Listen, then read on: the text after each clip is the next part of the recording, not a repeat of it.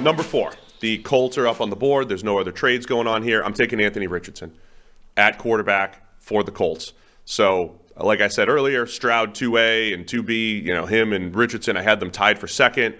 If I'm the Colts, I need to take a shot on one of the quarterbacks. I'm a little bit lower on Will Levis, maybe than others. He might drop in this one. We'll talk about it maybe when we get to the next quarterback potential selections here. I think Richardson's worth the play here. Go back and listen to many of my Anthony Richardson takes. We've had those on social media. We've had them among our other shows. I thought we got in depth way back when we did the Fixing Every Team in 5 Minutes episode on the AFC West. If you go back to that episode, went during the Raiders section, kind of went to town on Anthony Richardson discussion. Also in our QB rankings show, we talked about Richardson quite a bit, talked about his accuracy a couple shows ago. So without rehashing all of that, take the shot, man, if you're the Colts. There's no other position that's worth taking.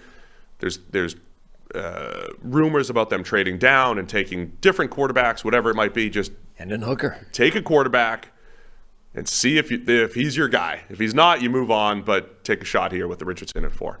You're not at all persuaded, well, I suppose you're not trading in this, but persuaded by the argument of trade down and grab a Hendon Hooker?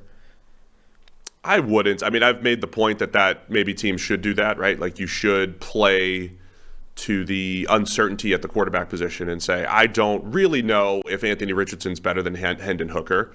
We're not great at this. Let's trade down and you can maybe get another starter plus Hendon Hooker, right? So that would be the debate. Let's just pretend. What if I could add another starter to my team at whatever position and have Hendon Hooker versus having just one Anthony Richardson? I mean, I would entertain it, but I would probably stick with, I think there's a clear top 3 quarterback prospect here. Give me one of those guys, and I can accumulate more picks later in the draft through other wheeling and dealing. So if I'm the Colts, and this is the way the board falls, give me Anthony Richardson and, see if we could turn him into something. There's still something, I think, to that old Bill Parcells planet theory. There's only so many human beings this big, fast, and whatever walking the planet, and Richardson is in that category. Like, he had the number 1 relative athletic score of all quarterbacks since 1987. Number 1. It's like almost 1,000 quarterbacks. So he's essentially the most athletic quarterback that's come into the NFL in the modern era. He's also got the number 3 highest relative athletic score at any position during that period. And the other 2 guys, who's the third guy? But one of them was Megatron. Like, Megatron, the guy's named after a Transformer. And maybe it was Vernon Davis was the other one, but like some other, all-time. Oh, no, Jordan Davis was the other one. Like at 348 pounds is running a 4.7. Like, those are the category of freak that Anthony Richardson is in terms of physical tools. So does he have a long way to go as a passing quarterback? Sure. Is he the most freaky athlete to come into the league at that position since it's been relevant as, modern NFL? Also, yes. So at some point, you have to just say, screw it, let's figure out what we can turn this guy into. And it's not just testing, right? I mean, it shows up on the field. It showed up on the field at Florida, either with long runs or his ability to run through tackles, around tacklers. So, yes, we're going to tap into Anthony Richardson's skill set in Indianapolis and build the offense around him and see what happens. Okay. Put him and Jonathan Taylor in the backfield, right? Good running backs feel better to me when you have a good running quarterback next to him, right? I'm more likely to say, I'm excited about Jonathan Taylor because Anthony Richardson's back there with him. So I think there are some nice things that Indianapolis could do there. Yeah, and the chat is pointing out that, we've seen freak combine or athletes bust in the past. I would make the argument, and this is a worse argument now than it was a year ago, but it's the same as the Trayvon Walker thing. We've literally never seen a player that freaky bust because there's never been a player that freaky bust. There's never been a player that freaky, period. Like, Trayvon Walker was not just another Donnell Hunter or Vernon Golson or whoever you want to compare him to in terms of freaky workout numbers. He set literally unprecedented numbers. We have never seen anybody this crazy enter the league. So you can't comp him to anything else that's bust before because it's never existed.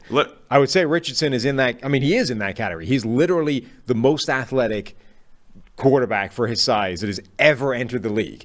So any precedent is off the table because nobody has ever come into the league looking like that. Like it's a one of one.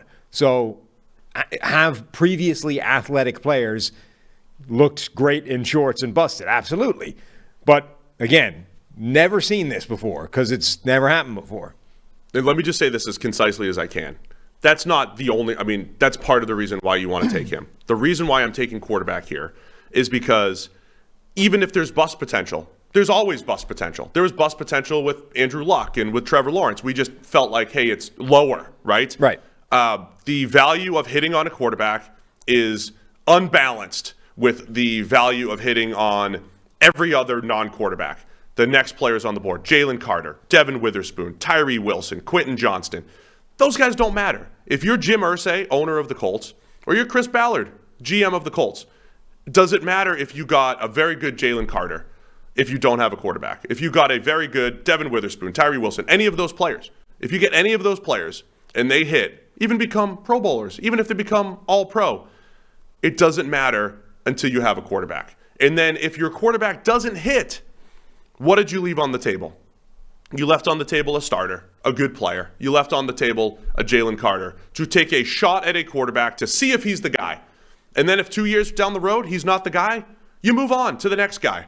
The Jets organization has not taken a step back because they missed on Zach Wilson, right? They would have rather hit on Zach Wilson. They would have rather hit on the quarterback, but the sky is not falling in New York.